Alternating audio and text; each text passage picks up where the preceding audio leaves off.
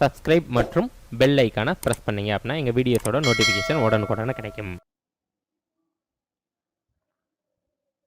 அனைத்து நண்பர்களுக்கும் ஆன்லைன் மீடியாவின் அன்பு வணக்கங்கள். நாம இன்றைக்கு ஜனவரி 30, 2024 என்ன மாதிரியான முக்கியமான நடப்பு நிகழ்வுகளோடு சேர்த்து அது சார்ந்த ஸ்கூல் புக் கண்டென்ட்டையும் ப்ரீவியஸ் இயர் கொஸ்டினையும் கனெக்ட் பண்ணி கனெக்ஷன் வடிவில் தான் connection form of current affairs classes everyday நம்ம பார்த்து வந்துட்டு இருக்கோம். இன்னைக்கும் நாம அப்படிதான் பார்க்க போறோம். வீடியோவை புதுமையா பார்க்கக்கூடிய நண்பர்கள் மறக்காம நம்ம சேனலை சப்ஸ்கிரைப் பண்ணி வச்சுக்கோங்க. வாங்க இன்னைக்கான கிளாஸஸ்ல என்னெல்லாம் இருக்கு அப்படின்றத பார்க்க ஆரம்பிக்கலாம். அதற்கு முன்பாக நேற்று நாம என்ன படிச்சோமோ அதை டெபிக்ட் பண்ணும் விதமாக இங்க 3 இமேஜஸ் கொடுக்கப்பட்டிருக்கு. சென்டர் ஆஃப் தி இமேஜஸ் பாருங்க, ஒரு பாறை ஓவியங்களை காண்பிச்சிருக்காங்க. ஸோ ஃபர்ஸ்ட் இமேஜை பாருங்க, கிட்டத்தட்ட பிசி வருடங்களை காட்டியிருக்காங்க. ஓகேங்களா, அதாவது நம்ம படிச்ச வருஷம் அப்படின்னு பார்க்கும் பொழுது 4000 3500 ஆண்டு பழமையான ஒரு பாறை ஓவியங்கள் சார்ந்த ஒரு விஷயம் படிச்சோம். ஓகேங்களா, ஸோ அது தமிழ்நாட்டில் எந்த மாவட்டத்துடன் தொடர்புடையது அப்படின்றது மட்டும் தான் நீங்க சொல்ல போறீங்க. ஸோ யாருக்கெல்லாம் ஆன்சர் தெரியுதோ மறக்காம ஒவ்வொரு பர்சனாலிட்டியும் கமெண்ட் பாக்ஸ்ல ஆன்சர்ஸ் பண்ணி பழகுங்க.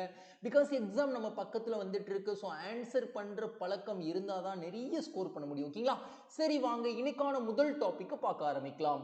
ஸோ இன்னைக்கான ஃபர்ஸ்ட் டாபிக் நாம என்ன பார்க்க போறோம் அப்படின்னா, தமிழ்நாடு காவல் அலங்கார ஊர்தியில் இடம்பெற்றுள்ள சிறப்பம்சங்களை சரியாக பொருத்துக அப்படின்னு சொல்றாங்க. ஓகேங்களா, ஸோ காட்சிப்படுத்தப்பட்டுள்ள அந்த அலங்கார ஊர்திகளில் என்ன விஷயங்கள்லாம் காட்சிப்படுத்தப்பட்டுன்றது, ஸோ அது எதற்கெல்லாம் பயன்பட்டது, ஸோ இந்த அலங்கார ஊர்தி எப்போ பயன்படுத்தப்பட்டது, ஜனவரி 26 குடியரசு தின அணிவகுப்புல பயன்படுத்தப்பட்டது. ஸோ அரசாங்க துறைகள் எல்லோருமே என்ன பண்ணாங்க, அவங்களுடைய துறைகள் சார்ந்த நலத்திட்டங்களை மக்களிடையே காட்சிப்படுத்தும் விதமாக ஒவ்வொரு விஷயமும் பண்ணாங்க. ஆனா நம்ம பர்டிகுலரா காவல்துறை அலங்கார ஊர்தியை மட்டும் ஏன் படிச்சுட்டு இருக்கோம், பிகாஸ் இதற்கு பிரைஸ் கிடைச்சிருக்கு தமிழ்நாடு கவர்மெண்ட்ல இருந்து, அதனால நம்ம படிச்சுட்டு இருக்கோம். சரி, தமிழ்நாடு காவல்துறை அலங்கார ஊர்திகள்ல என்னெல்லாம் காட்சிப்படுத்துறாங்க அதுதான் லிஸ்ட் அவுட் பண்ணப்பட்டிருக்கு, பார்ப்போம். ஓகேங்களா, ஸோ முதல் விஷயம் என்ன சொல்றாங்க, பருந்து செயலி அப்படின்றது காட்சிப்படுத்தப்பட்டிருந்திருக்கு அந்த அலங்கார ஊர்தியில. ஸோ பருந்து செயலி தமிழக காவல்துறை எதற்காக இன்ட்ரடியூஸ் பண்ணாங்க, அதோடைய பயன்பாடு என்ன, குற்றவாளிகளின் விவரம் பற்றி அறிவதற்கான ஒரு செயலி தான் பருந்து செயலி அப்படின்னு தெரியும். ஓகேங்களா, ஸோ ஒன்னொன்னும் தனித்தனியாகவே கேட்கலாம்.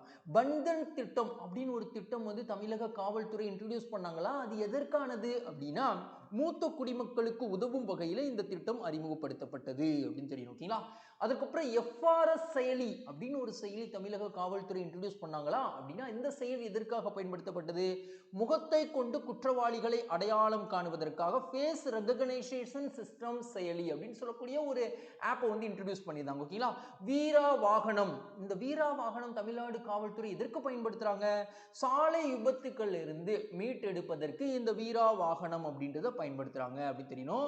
ஸோ இந்த மாதிரியான விஷயங்கள் தான் தமிழ்நாடு காவல்துறை அலங்கார ஊர்திகள்ல காட்சிப்படுத்தப்பட்டிருக்கு அப்படின்னு தெரியும். ஓகேங்களா, சரி இப்போ இது சார்ந்து மேலும் வேறு என்ன தகவல்கள்லாம் இருக்கு அப்படின்றத பார்க்க ஆரம்பிக்கலாமா.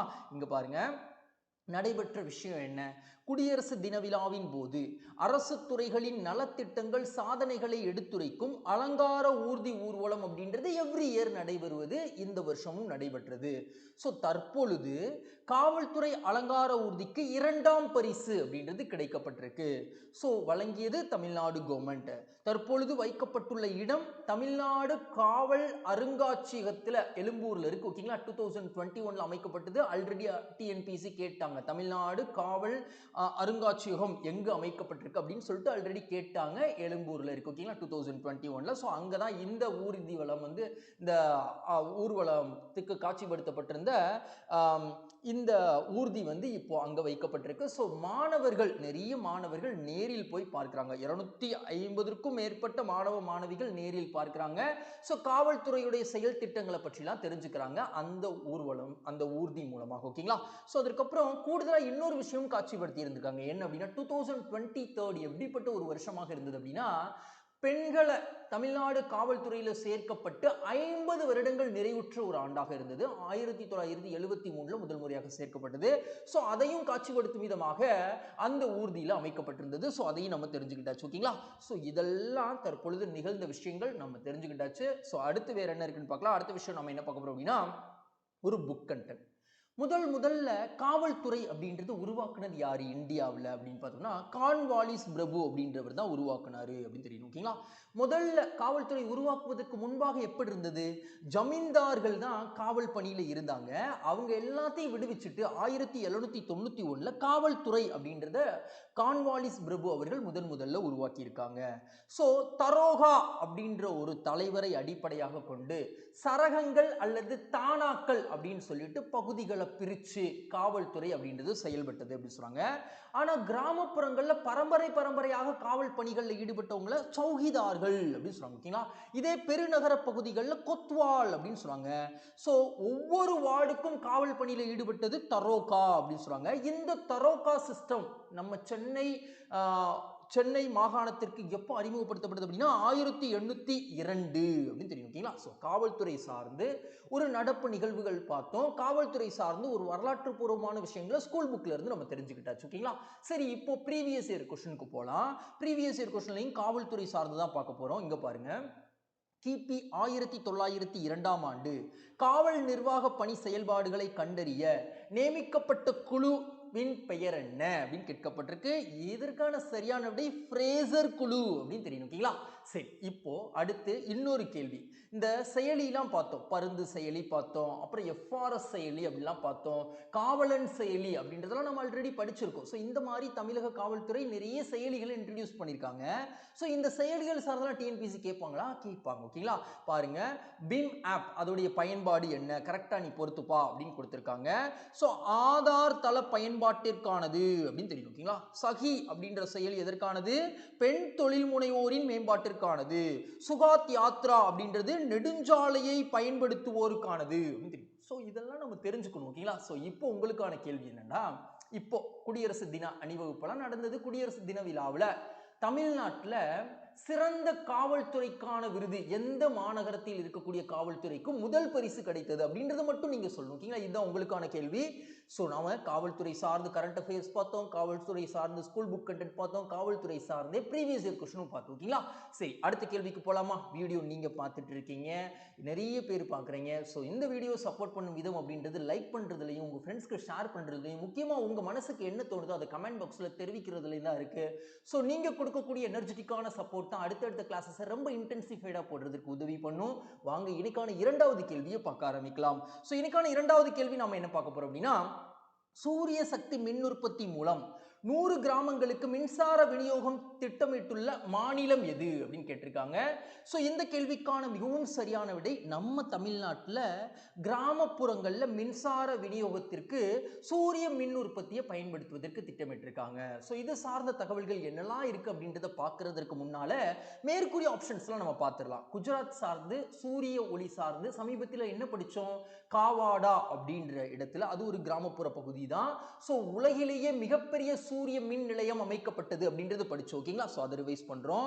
அருணாச்சல் பிரதேசத்துல துடிப்பான கிராமங்கள் திட்டம் முதல்ல உள்துறை அமைச்சகம் அங்கதான் என்ன பண்ணாங்க, துடிப்பான கிராமங்கள் திட்டம் அப்படின்றது இன்ட்ரோடியூஸ் பண்ணாங்க. எல்லைப்புற கிராமங்களை டெவலப் பண்றதற்கான ஒரு திட்டம். ஸோ அங்க என்ன பண்றாங்க, மின்சார விநியோகத்திற்கு வீடுகளில் சோலார் பேனல் அமைக்கக்கூடியதை உட்புகுத்தினாங்க அந்த திட்டத்தில். ஓகேங்களா? ஸோ அதையும் நம்ம ரிவைஸ் பண்ணிட்டாச்சு.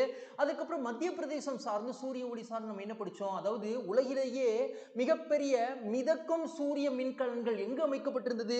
மத்திய பிரதேசத்தில் அமைக்கப்பட்டிருந்தது அப்படின்னு தெரியும். ஓகேங்களா? ஸோ ஆப்ஷன் சில என்ன பார்த்தோம், தமிழ்நாட்டில் சூரிய சக்தி மின் உற்பத்தி மூலம் 100 கிராமங்களுக்கு மின்சார விநியோகம் திட்டமிட்டிருக்காங்க அப்படின்னு படிச்சிருக்கோம். ஓகேங்களா? சரி, வாங்க அடுத்து வேற என்ன இருக்குன்னு பார்க்கலாமா? அடுத்த விஷயம், இப்போ இந்த செயல்பாட்டுக்கான நோக்கம் என்ன? சூரிய மின் உற்பத்தியை அதிகப்படுத்துவது தான் பிரைமரியான அப்ஜெக்டிவ். ஸோ மத்திய அரசு என்ன அறிவுறுத்துறாங்க தமிழ்நாட்டுக்கு அப்படின்னா, சூரிய மின் நிலையங்கள்ல இருந்து ஆண்டுக்கு 300 நாட்கள் என்ன பண்றாங்க அப்படின்னா தமிழ்நாட்டில் மின் உற்பத்தி அப்படின்றது கிடைக்கப்படுது. ஆனா இதை நீங்க இன்னும் அதிகப்படுத்தணும் அப்படின்னு சொல்லிட்டு மத்திய அரசு அறிவுறுத்துறாங்க. ஓகேங்களா? ஸோ கிராமங்களுக்கு தேவை ஒரு 250 வீடுகளுக்கும் குறைவாக இருக்கக்கூடிய கிராமங்களுக்கு 250 இருந்து 500 கிலோவாட் திறன்ல மேற்கூரை, அதாவது சோலார் பேனல் அப்படின்றது அமைச்சோம்னா அந்த 250க்கும் குறைவாக இருக்கக்கூடிய வீடுகளுக்கு மின்சார தன்னிறைவு கிடைக்கும் அப்படின்னு சொல்றாங்க. ஓகேங்களா? ஸோ அப்போ 1 கிலோவாட் மின்சார நிலையம் அமைச்சா தான் 5 யூனிட் மின்சாரத்தையும் உற்பத்தி பண்ண முடியும் சோலார் பவர் பூர்வமாக. ஓகேங்களா? ஸோ இந்த திட்டத்தை செயல்படுத்தக்கூடிய அமைப்பு அப்படின்னு பார்த்தோம்னா மின் வாரியம் plus Tamil Nadu energy development agency அப்படின்னு சொல்லுவாங்க, எரிசக்தி மேம்பாட்டு முகமை. இவங்க இருவரும் சேர்ந்து தமிழ்நாட்டில் முதல் கட்டமாக ஒரு 100 கிராமங்களில் மின்சார விநியோகம் சூரிய ஒளி ஆற்றல் மூலமாக கொடுப்பதற்கு திட்டமிட்டிருக்காங்க அப்படின்னு விஷயம் படிச்சிருக்கோம். ஓகேங்களா? சரி, இப்போ இதோட அலைடா நம்ம ஸ்கூல் புக் கண்டென்ட்டை பார்க்கலாமா? இங்க பாருங்க, சூரிய ஆற்றலுடைய பயன்பாடுகள் அப்படின்னு சொல்லிட்டு நம்ம ஸ்கூல் புக்ல குறிப்பிட்டிருக்காங்க. அதை தான் நம்ம பார்க்க போறோம். நீர் சூடேற்றியில் நம்மளால பயன்படுத்த முடியும் சோலார் பேனலை. அதற்கப்புறம் என்ன சொல்றாங்க, விவசாயம் மற்றும் விலங்குகள் சார்ந்த பொருட்களை உலர வைப்பதற்கு பயன்படுத்த முடியும், மின் ஆற்றல் உற்பத்திக்கு பயன்படுத்த முடியும், பசுமை இல்லங்கள்ல பயன்படுத்த முடியும், நீர் இறைப்பதற்கும் காய்ச்சி வடித்தலுக்கும் பயன்படுத்த முடியும், சமைத்தல் போன்ற சூடேற்றும் செயல்பாடுகளையும் பயன்படுத்த முடியும் அப்படின்னு சொல்றாங்க. ஓகேங்களா? அடுத்த விஷயம் என்ன இருக்குன்னு பார்க்கலாமா? அடுத்த விஷயம் நம்ம என்ன பார்க்க போறோம் அப்படின்னா, இங்க பாருங்க, தமிழ்நாட்டில் இப்போ சூரிய மின் உற்பத்தியை அதிகப்படுத்துவதற்கான ஒரு செயல்பாடு சார்தான் படித்தோம். ஆனால் தமிழ்நாட்டில் எந்த மின் ஆற்றல் ரொம்ப பெரிய கான்ட்ரிபியூஷன்ஸ் கொடுத்துட்டு இருக்கு அப்படின்னா என்ன சொல்லணும், தெர்மல் பவர் பிளான்ட், அனல் மின் நிலையம் அப்படின்னு சொல்லணும். ஓகேங்களா? தமிழ்நாட்டில் அனல் மின் நிலையத்தில் மிக முக்கியமான அனல் மின் நிலையம் எங்க இருக்கு அப்படின்றத நீங்க சொல்லணும். இது உங்களுக்கான கேள்வி. அடுத்து வேற என்ன இருக்குன்னு பார்க்கலாமா? அடுத்த விஷயம் நம்ம என்ன பார்க்க போறோம் அப்படின்னா, உலாவுன் என்னும் எரிமலை வெடிப்பு மூலம் பாதிக்கப்பட்ட எந்த நாட்டிற்கு இந்தியா தற்பொழுது உதவியுள்ளது அப்படின்னு கேட்டிருக்காங்க. ஸோ கேள்வி என்னன்னா, உலாவுன் அப்படின்னு சொல்லக்கூடிய எரிமலை வெடிப்பு எந்த நாட்டில் நடந்திருக்கு அப்படின்றதான் கேள்வி. ஓகேங்களா? ஸோ இந்த கேள்விக்கான சரியான விடை என்ன, பப்புவா நியூ கினியா அப்படின்னு தெரியும். ஓகேங்களா? அப்போ மேற்கூறிய ஆப்ஷன்ஸ்லாம் இந்த பல்வேறு நாடுகளில் சமீபத்திய காலங்களில் நிறைய இயற்கை சீற்றங்கள் நடந்தது, அதற்கெல்லாம் நம்ம இந்தியா உதவி பண்ணியிருக்காங்க. அதை தான் ரிவைஸ் பண்ண போகிறோம். துருக்கியில் நிலநடுக்கம் நடந்தது, ஆப்ரேஷன் தோஸ்த் அப்படின்னு சொல்லிட்டு நாம என்ன பண்ணோம், ரெஸ்கியூ ஃபோர்ஸை இறக்கணும் அங்கே. ஓகேங்களா? ஸோ அதை தெரிஞ்சுக்கிட்டாச்சு. அதற்கப்புறம் மியான்மரில் புயலினால் பாதிக்கப்பட்ட நபர்களுக்கு ஆப்ரேஷன் கருணா அப்படின்னு சொல்லிட்டு நாம என்ன பண்ணோம் அப்படின்னா நிவாரண பொருட்கள்லாம் வழங்கணும். ஓகேங்களா? ஸோ இப்போ உங்களுக்கான கேள்வி என்னன்னா, மியான்மரில் எந்த புயலால் பாதிக்கப்பட்ட நபர்களுக்காக ஆப்ரேஷன் கருணா அப்படின்றது போடப்பட்டது நீங்க சொல்லணும். இது உங்களுக்கான கேள்வி. அடுத்து, கென்யாவுக்கு சமீபத்திய காலங்களில் நாம என்ன பண்ணோம் அப்படின்னா பல ஆயிரம் கோடி கொடுத்தோம், நவீன விவசாயத்தை அவங்க கடைபிடிக்க சொல்லி நம்ம உதவி பண்ணோம். ஓகேங்களா? ஸோ அதை நம்ம தெரிஞ்சுக்கிட்டாச்சு. தற்பொழுது பப்புவா நியூ கினியாவில் உலாவுன் அப்படின்னு சொல்லக்கூடிய எரிமலை வெடிப்பில் பாதிக்கப்பட்ட நபர்களுக்கு உதவி பண்ணும் விதமாக நிவாரண பொருட்களை இந்தியா அனுப்பி வச்சிருக்காங்க. அதனால இதை நம்ம படிச்சுட்டு இருக்கோம். ஸோ இங்க பாருங்க, இந்தியாவுடைய உதவி எப்படிப்பட்டதா இருந்திருக்கு அப்படின்னா, ரூபாய் 8.3 கோடி மதிப்புள்ள 11 டன் நிவாரண பொருட்களை இந்தியா அனுப்பி வச்சிருக்காங்க. 6 டன் மருத்துவ உதவி பொருட்களும் அனுப்பி வைக்கப்பட்டிருக்கு. ஸோ இது இங்கிலாந்துக்கு போகுது, இங்கிலாந்துல இருந்து ஆஸ்திரேலியா விமானம் மூலமாக பப்புவா நியூ கினியாவுக்கு போக போகுது அப்படின்னு சொல்றாங்க. ஸோ உலாவுன் மலை வெடிப்பினால் ஏற்பட்ட தாக்கம் பப்புவா நியூ கினியால என்ன சொல்றாங்க, சுமார் 26,000க்கும் மேற்பட்ட பொதுமக்கள் வெளியேற்றப்பட்டுள்ளனர் அப்படின்னு சொல்றாங்க. ஓகேங்களா? ஸோ அந்த மக்களுக்கு உதவி பண்ணும் விதமாகத்தான் நம்ம நிவாரண பொருட்களை அளிச்சிருக்கோம். ஸோ பப்புவா நியூ கினியா எந்த கான்டினென்ட்ல இருக்கு, எந்த கண்டத்துல இருக்கு, ஓசியானியா கான்டினென்ட்ல இருக்கு. அதாவது ஆஸ்திரேலியா கான்டினென்ட், ஆஸ்திரேலியா கண்டம் அப்படி சொல்லல. ஸோ அதுல இருக்கு. ஸோ இதோடைய தலைநகரம் போர்ட் மோர்ஸ்பி அப்படின்னு தெரியணும். இங்க இருக்கக்கூடிய பிரதமருடைய பெயர் ஜேம்ஸ் மாரப் அப்படின்னு தெரியணும். நாட்டின் சிறப்பு என்ன, பப்புவா நியூ கினியாவுக்கு உலக அளவில் என்ன சிறப்பு, உலகின் 3வது பெரிய தீவு நாடு அப்படின்னு சொல்றாங்க. உலகின் 3வது பெரிய மலைக்காடுகளை வச்சிருக்கு. அமேசான் காடு, காங்கோ காடுகளுக்கு அப்புறம் பெரிய காடு பப்புவா நியூ கினியால தான் இருக்கு அப்படின்னு தெரியணும். ஸோ இங்க பயன்படுத்தக்கூடிய அதிகாரப்பூர்வ மொழிகள்ல ஒன்று டோக் டிசின் அப்படின்னு சொல்லக்கூடிய ஒரு மொழி. இந்த மொழியில நம்ம தமிழ் இலக்கியம் ஒன்று வந்து மொழிபெயர்க்கப்பட்டு இந்திய பிரதமரால் அங்க வந்து வெளியிடப்பட்டிருக்கும். அந்த தமிழ் இலக்கிய நூல் எது அப்படின்றது தெரிஞ்சிருந்தா சொல்லுங்க, ரொம்ப நாளைக்கு முன்னாடி படிச்சோம். ஓகேங்களா? அடுத்து வேற என்ன இருக்குன்னு பார்க்கலாம். இங்க பாருங்க, ஒரு புக் கண்டென்ட். இப்போ நம்ம எரிமலை வெடிப்பு சார்ந்தானே பார்த்தோம். ஸோ எரிமலையவே பல்வேறு டைப்ஸாக நம்ம பிரிக்கலாம். செயல்படும் எரிமலை, உறங்கும் எரிமலை, செயல் இழந்த எரிமலை அப்படி சொன்னாங்க. அப்போ செயல்படும் எரிமலை நிரந்தரமாக ஆக்டிவ்ல இருக்கு அப்படி தெரியணும். ஸோ இதற்கு எடுத்துக்காட்டு சென்ட் ஹெலன்ஸ் எரிமலை அமெரிக்க ஐக்கிய நாடுகள்ல இருக்கு. உறங்கும் எரிமலைனா எப்போ வேணாலும் வெடிக்கலாம். ஸோ திடீர்னு அது ஆக்டிவ் ஆகலாம் அப்படின்னு சொல்றாங்க. ஓகேங்களா? உயிர் சேதம் பொருட்சேதத்தை அதிகமாக ஏற்படுத்தும் இந்த டார்மெண்ட் வல்கனோ அப்படின்னு சொல்றாங்க. ஃபியூஜியா எரிமலை ஜப்பான்ல இருக்கு. ஓகேங்களா? ஸோ அதற்கப்புறம் எக்ஸ்டெண்ட் வல்கனோ, அதாவது செயலிழந்த எரிமலை அப்படின்னா கிளிமாஞ்சாரோ எரிமலை தான்சேனியால இருக்கு அப்படின்னு தெரியும். ஓகேங்களா? ஸோ அதையும் நம்ம தெரிஞ்சுக்கிட்டாச்சு. அடுத்து வேற என்ன இருக்குன்னு பார்க்கலாம். அடுத்த விஷயம் நம்ம என்ன பார்க்க போறோம் அப்படின்னா, இந்த மாதிரி வேற்று நாடுகள்ல நடக்கக்கூடிய இயற்கை சீற்றங்கள் சார்ந்தெல்லாம் டிஎன்பிசி கான்சன்ட்ரேட் பண்ணி கேட்பாங்களா, அதற்கு ஒரு எடுத்துக்காட்டு தான் இது. எந்த நாட்டில், அதாவது சூறாவளி கோனியால் பாதிக்கப்பட்டுள்ளது அப்படின்னு கேட்டிருக்காங்க. பிலிப்பைன்ஸ் அப்படின்ற மாதிரி எல்லாம் அந்த சமீபத்திய எக்ஸாம்ஸ் ஓரியன்ட் நாட்களில் நடந்திருக்கும். ஸோ அதனால கேட்டிருப்பாங்க. ஓகேங்களா? ஸோ அதனால உலக அளவில் சில பேரிடர்கள் நடந்ததுன்னா அதை நம்ம கான்சன்ட்ரேட் பண்ணிக்கணும். அடுத்து வேற என்ன இருக்குன்னு பார்க்கலாம். அடுத்த விஷயம் நம்ம என்ன பார்க்க போறோம் அப்படின்னா, இந்தியாவில் கொண்டு வரப்பட்ட குடியுரிமை திருத்தச் சட்டம் எந்த நாட்டிலிருந்து புலம்பெயர்ந்தோருக்கு பொருந்தாது அப்படின்றத சொல்லணும். ஓகேங்களா? ஸோ அதற்கான ஆன்சர் என்ன? சீனாவிலிருந்து புலம்பெயர்ந்தவர்களுக்கு பொருந்தாது. அப்போ பொருந்தக்கூடிய நாடுகள் வங்கதேசம், ஆப்கானிஸ்தான், பாகிஸ்தான் அப்படின்னு தெரியும். ஓகேங்களா? சரிப்பா, குடியுரிமை திருத்த சட்டம் 2019 இந்திய நாடாளுமன்றத்தில் நிறைவேற்றப்பட்டது. இன்னைக்கு படிச்சுட்டு இருக்கோமே கரண்ட் அஃபேர்ஸ் அப்படின்னு நீங்க நினைக்கலாம்.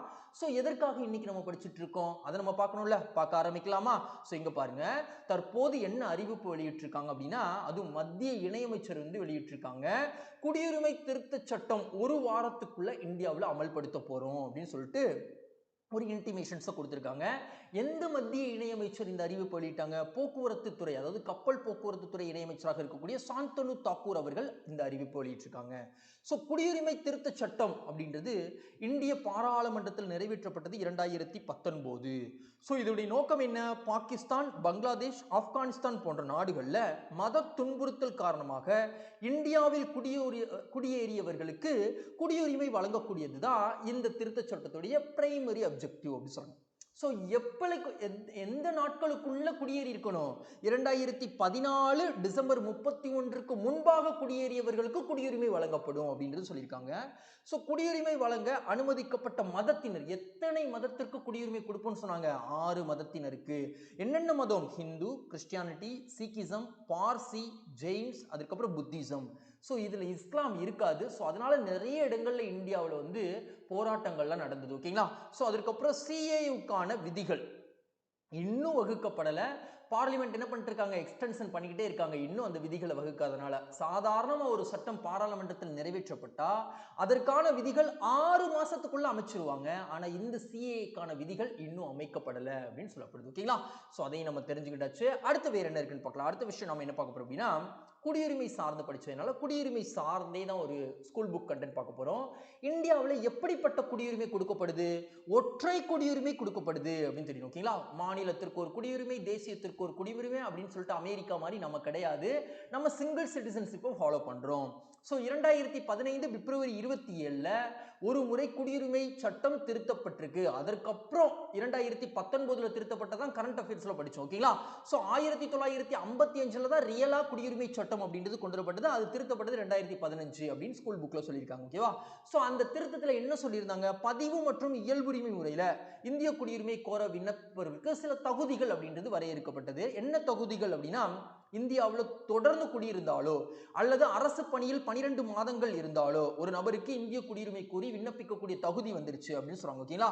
அசாதாரண சூழல்ல இந்த தகுதிகளை நம்ம என்ன பண்ணிக்கலாம் அப்படின்னா, நம்ம ஃபிளெக்சிபிள் தகுந்தபடி கண்டிஷன்ஸை மாற்றி அமைச்சுக்கலாம் அப்படின்னு சொல்றாங்க. ஓகேங்களா? ஸோ அதை நம்ம தெரிஞ்சுக்கிட்டாச்சு. அடுத்து வேற என்ன இருக்குன்னு பார்க்கலாம். அடுத்த விஷயம் நம்ம என்ன பார்க்க போறோம் அப்படின்னா, இங்க பாருங்க, இந்திய குடியுரிமை சட்டம் முதல்ல இந்தியாவில் எப்போ கிரியேட் பண்ணாங்க? 1955. அதற்கப்புறம் 2015 திருத்தம் பண்ணியிருக்காங்க. ஸோ பல்வேறு முறை திருத்தம் பண்ணியிருக்காங்க. கிட்டத்தட்ட 9 முறை குடியுரிமை அப்படின்றது திருத்தம் செய்யப்பட்டிருக்கு அப்படின்னு தெரியும். ஓகேங்களா? ஸோ இப்போ உங்களுக்கான கேள்வி என்ன அப்படின்னா, இந்த குடியுரிமை இருக்குல்ல, பர்சன்ஸ் ஆஃப் இந்தியன் ஆரிஜின் அப்படின்னு சொல்லுவாங்க, ஓவர்சீஸ் சிட்டிசன் ஆஃப் இந்தியா அப்படின்னு 2 கான்செப்ட் இருக்கு. இந்த 2 எப்போ மெர்ஜ் பண்ணப்பட்டது, எந்த வருஷம் அப்படின்றது நீங்க சொல்லணும். 9th புக் ரொம்ப நல்லா படிச்சிருந்தீங்க அப்படின்னா கண்டிப்பா சொல்லுவீங்க. ஓகேங்களா? அடுத்து வேற என்ன இருக்குன்னு பார்க்கலாம். அடுத்த விஷயம் நம்ம என்ன பார்க்க போறோம் அப்படின்னா, இங்க பாருங்க, இந்திய தொல்லியல் தொடர்பு ஒழுங்குமுறை ஆணையத்தின் புதிய தலைவராக நியமிக்கப்பட்டுள்ளவர் யார் அப்படின்னு கேட்கப்பட்டிருக்கு. ஸோ இந்த கேள்விக்கான மிகவும் சரியான விடை அனில்குமார் லகோடி அப்படின்றவர் தான் TRAI, telecom regulatory authority of India அப்படின்னு சொல்லக்கூடிய ஒரு ஸ்டாச்சுட்டரி பாடி, சட்டப்பூர்வமான அமைப்பிற்கு தலைவராக நியமிக்கப்பட்டிருக்காரு அப்படின்னு தெரியும். அப்போ மேற்கூறிய ஆப்ஷன்ஸ்லாம், நீனா சிங் அப்படின்றவங்க இப்போதான் சிஐஎஸ்எஃப்க்கு நம்ம சமீபத்திய காலங்களில் படித்தோம், முதல் பெண் தலைவராக நியமிக்கப்பட்டவங்க அப்படின்னு படித்தோம். ஓகேங்களா? அதுக்கப்புறம் தல்ஜித் சிங் சௌத்ரி அப்படின்றவங்க சமித்ர சீமபால், சாஸ்திர சீமபால் அப்படின்னு சொல்லக்கூடிய ஒரு துணை ராணுவ படைக்கு தலைவராக நியமிக்கப்பட்டாங்க அப்படின்னு நம்ம படிச்சிருந்தோம். ஓகேங்களா? அதுக்கப்புறம் பிடி வகேலா அப்படின்றவங்க யாரு?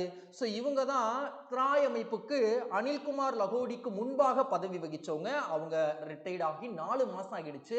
ஸோ அதுக்கப்புறம் அது இவ்வளவு நாள் வேக்கண்டா இருந்ததுனால இப்போ அனில்குமார் லகோடி அவர்களை நியமிக்கப்பட்டிருக்காங்க அப்படின்னு விஷயம் படிச்சிருக்கோம். ஓகேங்களா?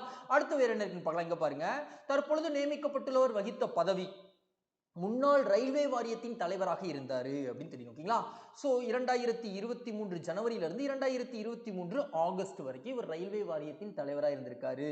இந்த ரயில்வே வாரியம் இந்தியாவில் எந்த வருஷம் அமைச்சாங்க அப்படின்றது தெரிஞ்சிருந்தா கமெண்ட் பாக்ஸ்ல சொல்லுங்க. ஒப்புதல் அளித்தது மத்திய அமைச்சரவை. தற்பொழுது இவரை வந்து தலைவராக ட்ராய்க்கு போடலாம் அப்படின்னு சொல்லிட்டு ஒப்புதல் கொடுத்திருக்காங்க.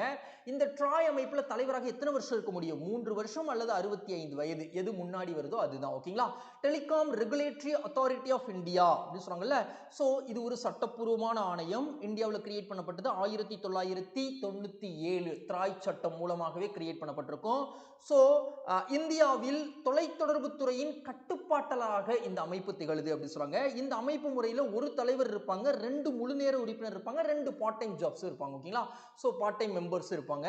அதுக்கப்புறம் தலைமையகம் எங்க இருக்கு? புது டெல்லியில இருக்கு அப்படின்னு தெரியும். ஓகேங்களா? அடுத்து வேற என்ன இருக்குன்னு பார்க்கலாமா? இங்க பாருங்க ஒரு புக் கண்டென்ட். அதுலயும் என்ன பார்க்க போறோம் அப்படின்னா, இந்திய அதிகார வர்க்கம் சர்வதேச அமைப்புகளான உலக வங்கி, உலக வர்த்தக அமைப்பு, அதுக்கப்புறம் சர்வதேச நிதி ஆணையம் போன்றவற்றின் வழிகாட்டுதலின்படி உருவாக்கப்பட்ட அமைப்புகள் இந்தியாவில் எது அப்படின்னா IRDA அப்படின்னு சொல்லுவாங்க. ஓகேங்களா? இன்சூரன்ஸ் ரெகுலேட்டரி டெவலப்மெண்ட் அத்தாரிட்டி, அதாவது இந்திய காப்பீடு மற்றும் ஒழுங்காற்று மற்றும் வளர்ச்சி முகமை அப்படின்னு சொல்லுவாங்க. ஓகேங்களா?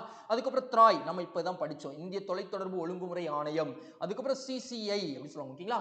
சோ அதுக்கப்புறம் PFRDA அப்படின்னு சொல்றாங்க. ஓகேங்களா? சோ அதுக்கப்புறம் SEBI, சோ இந்திய பங்கு மற்றும் பரிவர்த்தனை வாரியம், ஸ்டாக் எக்ஸ்சேஞ்ச் போர்ட் ஆஃப் இந்தியான்னு சொல்லுவாங்க. இந்த ஸ்டாக் எக்ஸ்சேஞ்ச் போர்ட் ஆஃப் இந்தியாவுக்கு முதல் பெண் தலைவராக நியமிக்கப்பட்ட நபர் யார் அப்படின்றது நீங்க சொல்லுங்க. இது உங்களுக்கான கேள்வி. அடுத்து வேற என்ன இருக்குன்னு பார்க்கலாம். இங்க பாருங்க. இப்போ தகவல், அதாவது த்ராய் அப்படி தகவல் தொடர்பு சார்ந்து ஒரு அமைப்பு, முக்கியமான அமைப்பு. அவங்க தான் தகவல் தொடர்பு இந்தியாவில் கட்டுப்பாட்டுக்குள்ள வச்சுக்கக்கூடிய ஒரு அமைப்பு. So telecom regulatory authority of India. So அதற்கான தலைவரை பார்த்தோம். இங்க பாருங்க, இந்த மாதிரி தகவல் தொடர்பு சார்ந்து நிறைய அமைப்புகள்ல எக்ஸ்பான்ஷன் வந்து கேட்பாங்க.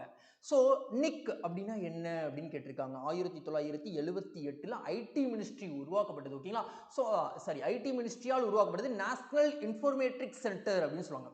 ஸோ மத்திய அரசாக இருந்தாலும் சரி, மாநில அரசாக இருந்தாலும் சரி, இந்த சாஃப்ட்வேர் சார்ந்து ஏதாவது பிரச்சனை, மென்பொருள் சார்ந்து தகவல் தொடர்பு சார்ந்து ஏதாவது ப்ராப்ளம் வந்ததுன்னா இவங்க தான் வந்து அதை சரி பண்ணுவாங்க. நேஷனல் இன்ஃபர்மேட்டிக்ஸ் சென்டர் அப்படின்றது தெரியும். நிக்னா என்னன்னு கேட்டிருக்காங்க, எக்ஸ்பான்ஷன் தான் கேட்டிருக்காங்க. ஓகேங்களா?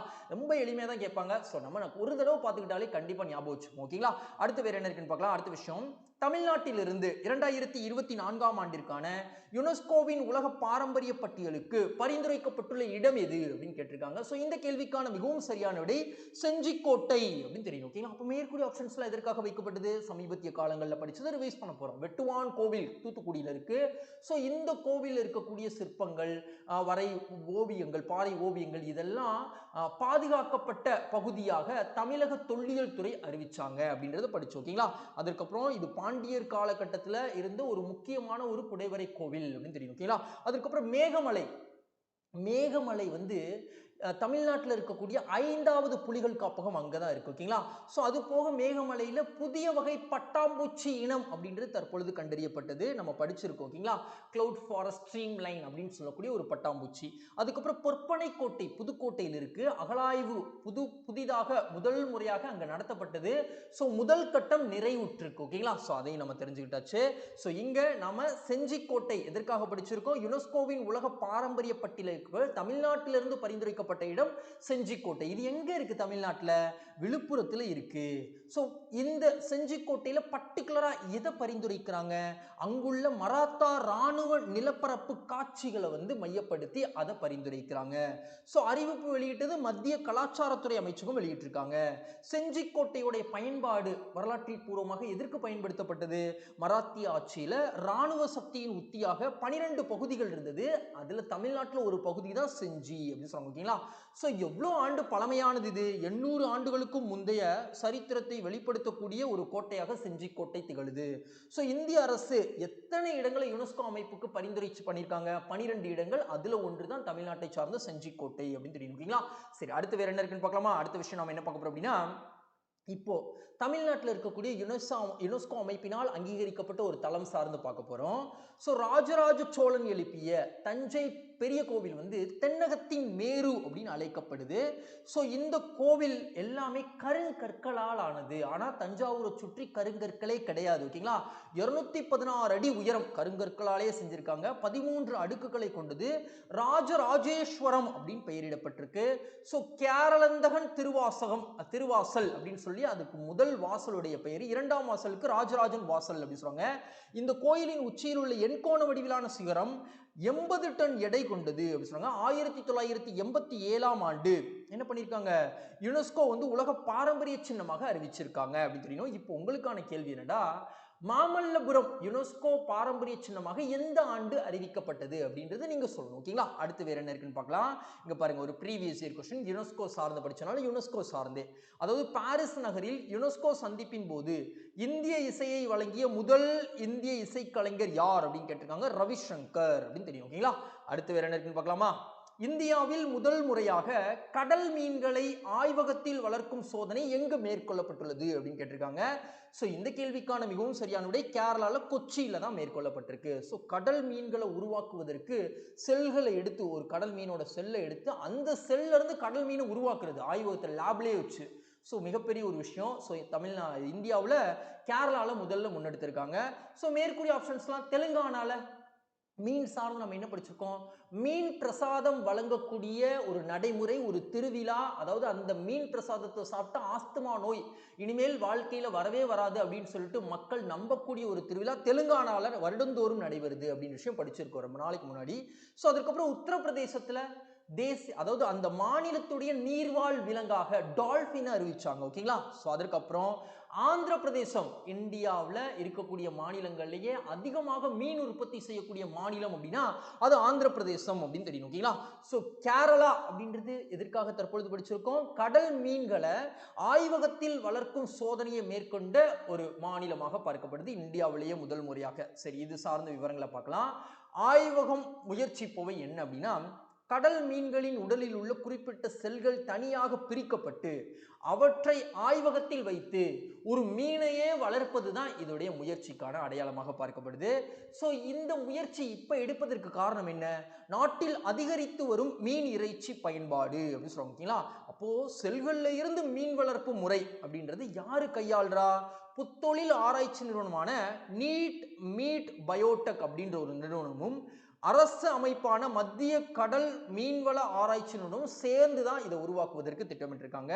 ஸோ முதல் கட்டமாக எந்த மீன்களை வந்து உருவாக்குவதற்கு திட்டமிட்டிருக்காங்க அப்படின்னா வஞ்சர மீன், வவ்வால் மீன் அப்படின்ற 2 மீனை வந்து உருவாக்குறதா திட்டமிட்டிருக்காங்க.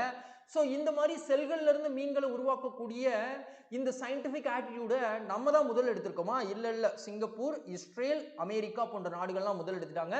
ஸோ நாமளும் அவங்களோட இப்போ என்ன பண்றோம், அதே மாதிரி ஒரு ரிசர்ச்ல இறங்கியிருக்கோம். ஓகேங்களா? அடுத்து வேற என்ன இருக்குன்னு பார்க்கலாம். இங்க பாருங்க, ஒரு ப்ரீவியஸ் இயர் கொஸ்டின், அதாவது ஸ்கூல் புக் கண்டென்ட், மீன் சார்ந்தே, அதுவும் வந்து கடல் நீர் வளர்க்கக்கூடிய மீன்கள் சார்ந்து. ஓகேங்களா? அப்போ நீர்வாழ் உயிரினங்கள் கடல் நீரில் வளர்க்கப்படுதலே கடல் நீர்வாழ் உயிரி வளர்ப்பாகும். இதற்கு இன்னொரு பெயர் இருக்கு, மாறி வளர்ப்பு அப்படின்னு சொல்லுவாங்க, அல்லது கடல் பண்ணைகள் அப்படின்னு சொல்லுவாங்க. ஓகேங்களா? அப்ப இந்த நீரோடைய உப்புத்தன்மை எப்படி இருக்கணுமா, 30 முதல் 35 PPT ஆக இருக்கணும் அப்படின்னு சொல்றாங்க. ஓகேங்களா? இந்த PPTக்கு என்ன எக்ஸ்பான்ஷன் அப்படின்றத நீங்க சொல்லுங்க. அதுக்கப்புறம் கடலின் கரையை ஒட்டிய பகுதிகளில், ஆழ்கடல் பகுதிகளிலையும் இந்த மாதிரியான வளர்ப்பு முறையை நம்மளால கையாள முடியும் அப்படின்னு சொல்றாங்க. ஸோ என்னென்ன மீன்கள்லாம் நம்ம இந்த மாதிரி வளர்க்கலாம் அப்படின்னு சொல்றாங்கன்னா, கடல் இறால்கள், அதுக்கப்புறம் சிப்பிகள், உண்ணத்தகுந்த சிப்பிகள், அதுக்கப்புறம் சாலமன் மீன்கள், ட்ரவுட் மீன்கள், கொடுவாய் மீன்கள், இந்த மாதிரியான மீன்கள்லாம் நம்மளால வளர்க்க முடியும் அப்படின்னு சொல்றாங்க. ஓகேங்களா? அடுத்து வேற என்ன இருக்குன்னு பார்க்கலாம். இங்க பாருங்க, ஒரு ப்ரீவியஸ் இயர் கொஸ்டின். இதுல என்ன சொல்றாங்க அப்படின்னா, sequence of organism which passing of the organic molecule in the community is called. அப்போ ஒரு உயிரி சமுதாயத்தில் கரிம பொருட்களை ஒரு உயிரினத்திலிருந்து இன்னொரு உயிரினத்துக்கு கடத்தக்கூடிய பெயர் என்ன அப்படின்னு கேட்குறாங்க. ஸோ இதற்கான பெயர் என்ன, உணவு சங்கிலி அப்படின்னு தெரியும். ஓகேங்களா? அடுத்து வேற என்ன இருக்குன்னு பார்க்கலாமா. அடுத்த விஷயம் நம்ம என்ன பார்க்க போறோம் அப்படின்னா, சதா தன்சிக் என்னும் கூட்டு ராணுவ பயிற்சி எந்த 2 நாட்டிற்குரியது அப்படின்னு கேட்டிருக்காங்க. ஸோ இந்த கேள்விக்கான மிகவும் சரியான விடை இந்தியா சவுதி அரேபியா 2 நாடுகளுக்கு இடையிலானது. இப்போ மேற்கூறிய ஆப்ஷன்ஸ் இந்தியா வங்கதேசம் 2 நாடுகளுக்கும் இடையில் என்ன கூட்டுறாணுவ பயிற்சி நடந்தது? சம்பிருத்தி அப்படின்றது நடந்தது சமீபத்திய காலங்களில். இந்தியாவுக்கும் மலேசியாவுக்கும் இடையில என்ன கூட்டுறாணுவ பயிற்சி நடந்தது? ஹரிமாவோ சக்தி அப்படின்றது நடந்தது. ஓகேங்களா? அப்போ இந்தியாவுக்கும் ஐக்கிய அரபு அமீரகத்துக்கும் இடையில என்ன நடந்துச்சு? டெசர்ட் சைக்ளோன் அப்படின்றது நடந்துச்சு. ஓகேங்களா? ஸோ அதை நம்ம தெரிஞ்சுக்கிட்டாச்சு. பாலைவன புயல் அப்படின்னு சொல்லக்கூடிய ஒரு பயிற்சி, கூட்டுறாணுவ பயிற்சி ராஜஸ்தானில் நடந்தது. ஸோ அதை ரிவைஸ் பண்ணியாச்சு. ஸோ இந்தியாவுக்கும் சவுதி அரேபியாவுக்கும் இடையில முதல் கூட்டுறாணுவ பயிற்சி அது பார்க்கப்படுது. ஓகேங்களா? சதா தன்சிக் அப்படின்றது. ஓகேங்களா? அடுத்து பாருங்க, ஒரு சிறப்பு சொல்றாங்க. இந்தியாவுக்கும் சவுதிக்கு இடையிலான இது முதல் கூட்டுறாணுவ பயிற்சி தான் சிறப்பம்சம். எங்க தொடங்கப்படுது? ராஜஸ்தான் மகஜன் அப்படின்ற இடத்துல. ஸோ தொடங்கிய காலம் ஜனவரி 29 இருந்து பிப்ரவரி 10 அப்படின்னு சொல்லிட்டாங்க. பயிற்சியின் நோக்கம் என்ன? இருதரப்பு துருப்புக்களுக்கும் அரை பாலைவன நிலப்பரப்பில் கூட்டு பயிற்சி எடுப்பது அப்படின்னு சொல்றாங்க. ஸோ பகிர்ந்து கொள்ளக்கூடிய விஷயங்கள், இந்த 2 நாட்டு பிரதிநிதிகளும் இந்த பயிற்சியில் கலந்து கொள்ளக்கூடியவர்கள் பகிர்ந்து கொள்ளக்கூடிய விஷயங்கள், களங்களின் செயல்பாடுகளில் உள்ள நுட்பங்கள், சிறந்த நடைமுறைகளுக்கான பகிர்வுகளை பகிர்ந்துக்கிறாங்க அப்படின்னு சொல்றாங்க. அடுத்து வேற என்ன இருக்குன்னு பார்க்கலாம். இங்க பாருங்க, ஒரு ப்ரீவியஸ் இயர் क्वेश्चन. கருடா 5 அப்படின்றது எந்த 2 நாடுகளுக்கு இடையிலான வான்படை பயிற்சி? இந்தியா மற்றும் பிரான்ஸ் அப்படின்னு தெரியும். ஓகேங்களா? அடுத்து வேற என்ன இருக்குன்னு பார்க்கலாம். சமீபத்திய நிகழ்வுடன் சரியாக பொருத்துக. டோக்ரி நடன கலைஞர். ஓகேங்களா? அதாவது டோக்ரி அப்படின்றது ஜம்மு காஷ்மீர்ல இருக்கக்கூடிய ஒரு நாட்டுப்புற நடனம். இந்த நடனத்தை மிகச் சிறப்பாக ஆடக்கூடிய ஒரு கலைஞருக்கு பத்மஸ்ரீ விருது 2024 ஜனவரி 26 கொடுக்கப்பட்டது. ஓகேங்களா? ஸோ யாரு? அவங்க பேர் என்ன? ரொமாலா ராம் அப்படின்னு தெரியும். ஓகேங்களா? ஸோ பத்மஸ்ரீ விருது வாங்கினவங்க டோக்ரி நடன கலைஞராக இருந்து. ஸோ இந்த மாதிரி வித்தியாசமானது சில நேரங்களில் கேட்பாங்க. ஸோ அதெல்லாம் நம்ம தெரிஞ்சுக்கிட்டே வந்துட்டு இருக்கோம். ஸோ பத்மஸ்ரீ விருது இந்தியாவில் முதல் பெண் யானை பாகனாக யாருக்கு கொடுத்தாங்க அப்படின்றது நீங்க சொல்லுங்க. அதுக்கப்புறம் டாக்டர் நித்யா ஆனந்த் அப்படின்றவங்க யாரு? இந்தியாவை சார்ந்தவங்க. சகேலி அப்படின்னு சொல்லிட்டு ஒரு டேப்லெட் வந்து முதல் முறையாக கண்டுபிடிச்சவங்க, இயற்கை எழுதியிருக்காங்க. ஸோ வாய்வழி கருத்தடை மாத்திரையாக பார்க்கணும். 12th புக்ல இந்த மாத்திரையை பத்தி இருக்கு. ஓகேங்களா? ஸோ அதனால தான் இவங்களை பத்தின விஷயங்களையும் நம்ம தெரிஞ்சுக்கிறோம். அடுத்து நியூரோலிங்க் நிறுவனம் அப்படின்னவங்க என்ன பண்ணியிருக்காங்க? மனித மூளையில சிப்கள் வைப்பது. ஸோ மனித மூளை இன்ஆக்டிவா சில நேரங்களில் இருக்கு அப்படின்னா அதை செயல்படுத்தும் விதமாக சிப்களை வச்சு செயல்படுத்தக்கூடிய விஷய வகையில் நியூரோலிங்க் நிறுவனம் வந்து ஆராய்ச்சியில் ஈடுபடுறாங்க. ஸோ இது யாருடைய அப்படின்னா எலான் மஸ்கோடைய நிறுவனம் அப்படின்னு தெரியும். ஓகேங்களா? ஸோ அதற்கப்புறம் மேட்ரிட் முதலீட்டாளர்கள் மாநாடு ஸ்பெயினில் நடந்துட்டு இருக்கு. ஸோ அதில் யார் கலந்திருக்கா? தமிழ்நாட்டு முதல்வர் கலந்திருக்காங்க. அந்நிய நேரடி முதலீடுகளை ஈர்க்கும் விதமாக நம்ம படிச்சிருந்தோம். ஸ்பெயினுக்கு போயிருக்காங்க, அடுத்து ஆஸ்திரேலியாவுக்கு போறாங்க அப்படின்னு சொல்லி படிச்சிருந்தோம். ஸோ அதை நம்ம தெரிஞ்சுக்கிட்டாச்சு. அடுத்து வேற என்ன இருக்குன்னு பாருங்க, ஒரு previous question. Make in India திட்டம் அதோட நோக்கம் என்ன? உள்நாடு மற்றும் அயல்நாட்டு முதலீட்டாளர்களை இந்தியாவில் முதலீடு செய்ய அழைத்தல் அப்படின்னு சொல்றாங்க. ஓகேங்களா? அதுக்கப்புறம் இங்க பாருங்க, பத்மஸ்ரீ விருது பெற்ற முதல் இந்திய திருநங்கை யார் அப்படின்னு ஒரு கேள்வி ஒரு தடவை கேட்டிருக்காங்க. ஓகேங்களா? அவங்களுடைய பேர் என்ன? நர்த்தகி நட்ராஜ் அப்படின்னு தெரியணும். அடுத்து பாருங்க, எகிப்தில் நடைபெறும் உலகக்கோப்பை துப்பாக்கிச் சுடுதல் போட்டியில் தங்கம் வென்றவர் யார் அப்படின்னு கேட்கப்பட்டிருக்கு. திவ்யான் சிங் அப்படின்னு தெரியும். ஓகேங்களா? ரோகன் போப்பண்ணா அவர்கள் 43 வயதுல ஆஸ்திரேலியா ஓபன் டென்னிஸ் போட்டியில கிராண்ட் ஸ்லாம் பட்டத்தை வென்றிருக்காங்க இரட்டையர் பிரிவில். ஓகேங்களா? எப்டன் அப்புறம் ரோகன் போப்பண்ணா இவங்க 2 பேரும் சேர்ந்து. ஸோ இது மிகப்பெரிய ஒரு சாதனையாக பார்க்கப்படுது. ஸோ அதையும் நம்ம தெரிஞ்சுக்கிட்டாச்சு. ஜோனம் மஸ்கர் அப்படின்றவங்க இதே உலகக்கோப்பை துப்பாக்கி சுடுதல் போட்டியில் வெள்ளிப்பதக்கம் வென்றவங்க. ஓகேங்களா? எகிப்தில் நடக்குது. ஸோ கெய்ரோ அப்படின்ற இடத்துல. ஓகேங்களா? ஜென்னிக் சின்னர் இது நம்ம படிச்சிருக்கோம். ஓகேங்களா? ஸோ இவர் வந்து ஆஸ்திரேலியன் ஓபன் டென்னிஸ் போட்டியில் ஒற்றையர் பிரிவில் முதல் முறையாக இத்தாலி நாட்டை சார்ந்தவர் கிராண்ட் ஸ்லாம் பட்டத்தை வென்றிருக்காரு அப்படின்னு பார்த்தோம். ஓகேங்களா? சரி, அடுத்து வேற என்ன இருக்குன்னு பார்க்கலாம். ஒரு குயிக் ரிவிஷன். சாலை விபத்தை மீட்பதற்காக என்ன வாகனம்? வீரா வாகனம் அப்படின்றது தமிழ்நாடு கவர்மெண்ட் பயன்படுத்துறாங்க. ஸோ அதை வந்து என்ன பண்ணாங்க? அலங்கார ஊர்திகளில் காட்சிப்படுத்தும் விதமாக வச்சிருந்தாங்க அப்படின்னு சொல்லி நான் படித்தோம். ஸோ அதை ரிவைஸ் பண்ணுறோம். மின்சார விநியோகம் தமிழ்நாட்டில் கிராமப்புறங்கள் அதிகப்படுத்துவதற்காக சூரிய ஆற்றலை பயன்படுத்த திட்டமிட்டிருக்காங்க. முதல்ல ஒரு 100 கிராமங்கள்ல அப்படி விஷயம் பார்த்தோம். உலாவுன் என்னும் எரிமலை பப்புவா நியூகினியால இருக்கு அப்படின்றது தெரியணும். குடியுரிமை திருத்த சட்டம் ஒரு வாரங்களுக்குள்ள அமல்படுத்த இருக்காங்க அப்படின்னு சொல்லிட்டு இணையமைச்சர் இன்ட்ரோடியூஸ் பண்ணிப்பாங்க. அதுக்கப்புறம் அனில்குமார் லகோடி அப்படின்றவங்க telecom regulatory authority of India அப்படின்னு சொல்லக்கூடிய சட்டப்பூர்வ அமைப்புக்கு தலைவராக நியமிக்கப்பட்டிருக்காங்க. செஞ்சிக்கோட்டை யுனெஸ்கோவின் பாரம்பரிய சின்னங்கள் பரிந்துரை பட்டியலில் இடம்பெற்றிருக்கு அப்படின்னு விஷயம் பார்த்தோம். தமிழ்நாட்டில இருந்து கடல் மீன்களை ஆய்வகத்தில் வளர்க்கும் சோதனை கேரளா கொச்சியில இருந்து அந்த ஆய்வகத்தில் வச்சு அந்த செல்கள் மூலமாக மீன்களை வளர்க்கக்கூடிய ஒரு திட்டத்தை மேற்கொள்றாங்க. ஸோ சதா தன்சிக் அப்படின்னு சொல்லக்கூடிய முதல் கூட்டுறாணுவ பயிற்சி இந்தியாவுக்கும் சவுதி அரேபியாவுக்கும் இடையேயானது அப்படின்னு பார்த்தோம். நியூரோலிங்க் நிறுவனம் என்ன பண்றாங்க? மனித மூளைக்குள்ள சிப்களை மூளை வைத்து எப்படி செயல்படுத்துறது அப்படின்னு விஷயங்கள்ல ஆராய்ச்சி செய்யாங்க அப்படின்னு பார்த்தோம். உலகக்கோப்பை துப்பாக்கி சுடுதல் போட்டியில தன்சிக் அப்படின்றவர் தங்கப்பதக்கம் வென்றிருக்காரு அப்படின்னு விஷயம் பார்த்தோம். ஓகேங்களா?